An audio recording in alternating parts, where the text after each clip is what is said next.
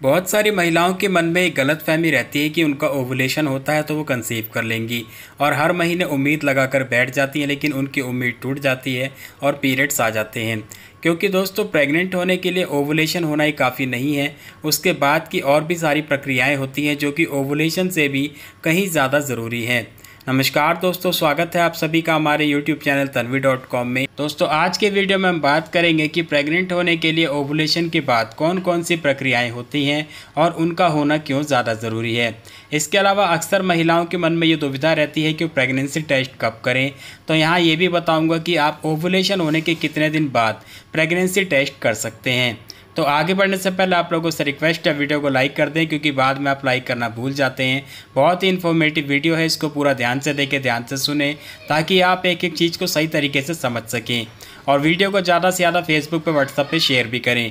तो चलिए शुरू करते हैं। किसी भी महिला के प्रेग्नेंट होने की प्रक्रिया शुरू होती है उसके पीरियड के पहले दिन से।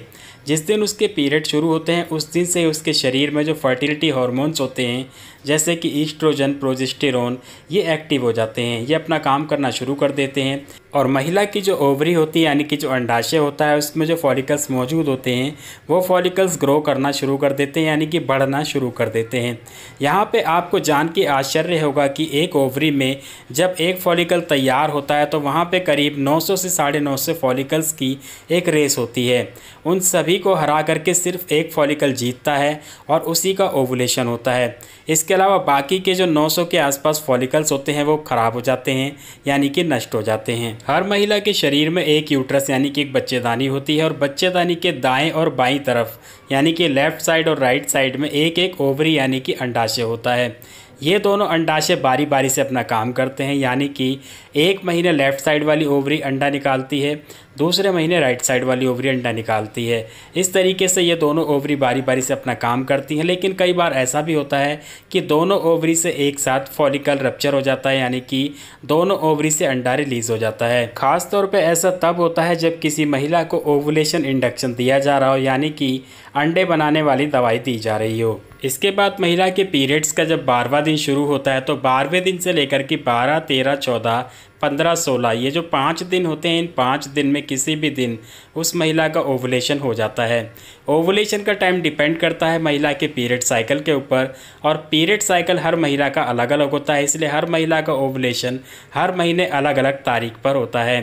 पीरियड साइकिल किस तरीके से पता लगाया जाता है, इसके लिए मैंने ऑलरेडी अलग से वीडियो बनाया हुआ है, आप उस वीडियो को देख करके समझ सकते हैं। वीडियो का लिंक आपको ऊपर आई बटन पे क्लिक करके मिल जाएगा, या फिर आप नीचे डिस्क्रिप्शन बॉक्स में जा करके भी उस वीडियो को देख सकते हैं। इसके बाद दोस्तों, जब उस महिला का ओवुलेशन होता है तो ओवुलेशन के दौरान उसकी ओवरी में जो फॉलिकल होता है वो फॉलिकल फूट जाता है। फूटते ही उसमें से एक अंडा बाहर निकलता है।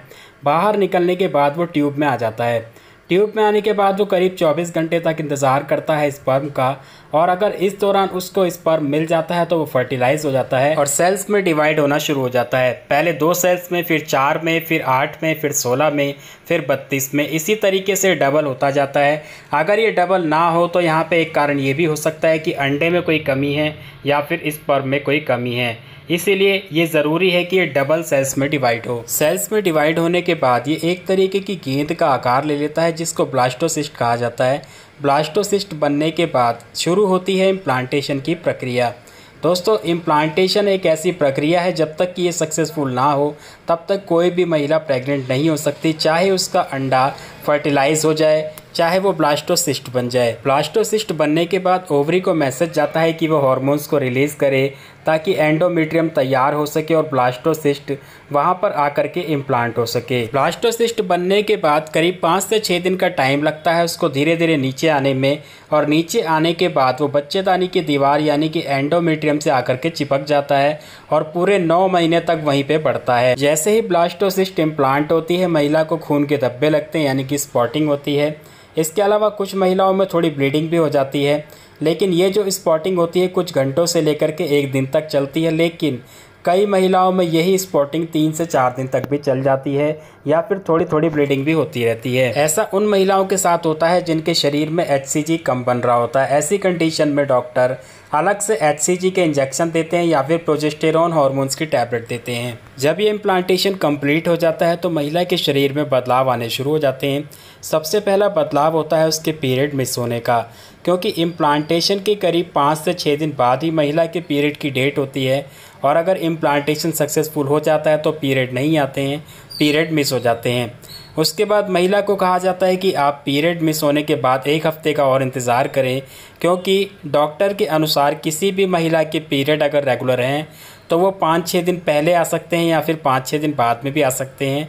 इसलिए महिला को पीरियड आने के बाद 1 हफ्ते का इंतज़ार करने के लिए कहा जाता है।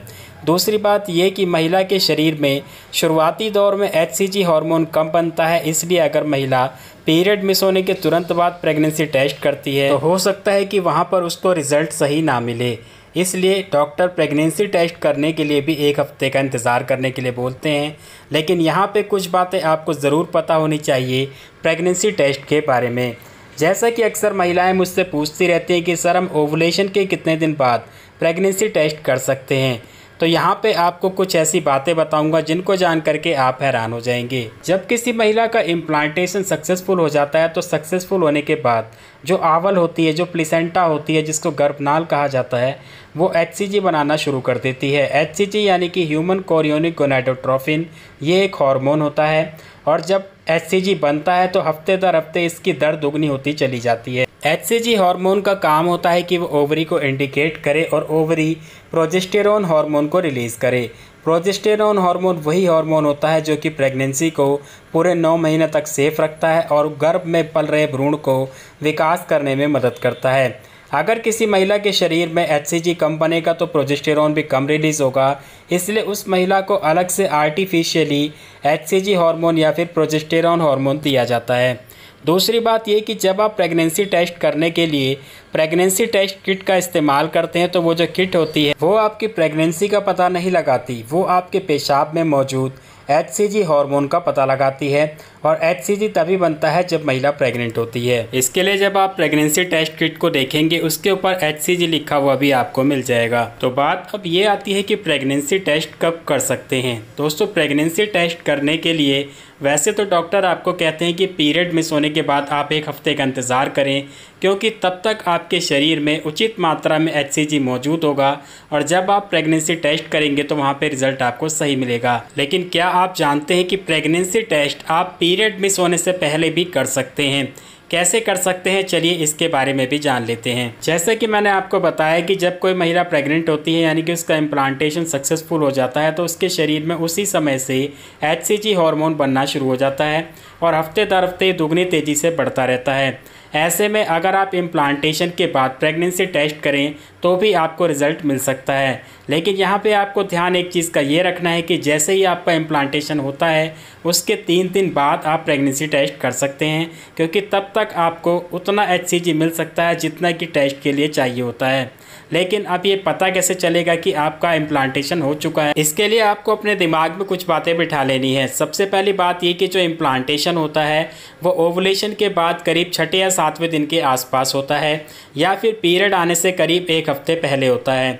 दूसरी बात ये कि इम्प्लांटेशन के दौरान जो स्पॉटिंग होती है यानी कि जो ब्लीडिंग होती है उसको भी ध्यान में रख करके आप इसका पता लगा सकते हैं। इम्प्लांटेशन के दौरान जो ब्लीडिंग होती है या फिर जो स्पॉटिंग होती है, ज़्यादातर केसेस में ऐसा देखा गया है इसका जो कलर होता है वो डार्क ब्राउन होता है, चॉकलेटी कलर होता है, या फिर आपने देखा होगा कि लोहे पे जिस तरीके से जंग लग जाता है सेम उसी तरीके से इसका कलर होता है, यानी कि कपड़ों पर इस तरीके के दाग लगते हैं। इसके अलावा कुछ महिलाओं को इम्प्लांटेशन के दौरान लाइट पिंक कलर की ब्लीडिंग या फिर स्पॉटिंग होती है, या फिर जो ब्लीडिंग होती है वो सर्वाइकल म्यूकस में मिक्स होकर के आती है, यानी कि जो सर्वाइकल म्यूकस का डिस्चार्ज होता है उसमें हल्का हल्का सा ब्लड नज़र आता है। इसके अलावा बहुत सारी महिलाओं को इम्प्लांटेशन ब्लीडिंग के साथ साथ दर्द भी होता है, लेकिन ये जो दर्द होता है यूट्रस में यानी कि बच्चेदानी में एक साइड में होता है, या तो लेफ़्ट साइड में होगा या फिर राइट साइड में होगा, क्योंकि जिस साइड की ओवरी अंडा रिलीज़ करती है इम्प्लांटेशन भी उसी साइड में होता है। एग्जाम्पल के तौर पर मान लीजिए कि इस महीने आपके लेफ़्ट साइड वाली ओवरी ने अंडा रिलीज़ किया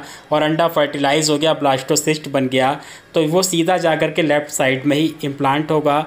वहीं अगर राइट साइड वाली ओवरी अंडा रिलीज़ करेगी तो इम्प्लांटेशन राइट साइड में होगा। तो इस तरीके से आप अपने इम्प्लांटेशन को पहचान सकते हैं और इम्प्लांटेशन के 3 दिन बाद आप प्रेगनेंसी टेस्ट भी कर सकते हैं। यहाँ पे हो सकता है कि आपकी किट में एक लाइन डार्क आए, एक लाइन हल्की आए, क्योंकि कुछ महिलाओं के शरीर में शुरुआती दिनों में HCG बहुत कम बनता है, जिस कारण से ऐसा होता है।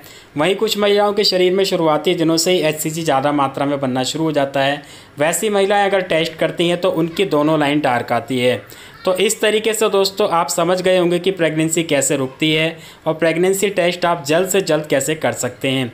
उम्मीद है आपको मेरे द्वारा दी गई जानकारी पसंद आई होगी। वीडियो को लाइक कर दें, ज़्यादा से ज़्यादा शेयर करें और कोई जानकारी चाहते हैं तो कमेंट करें।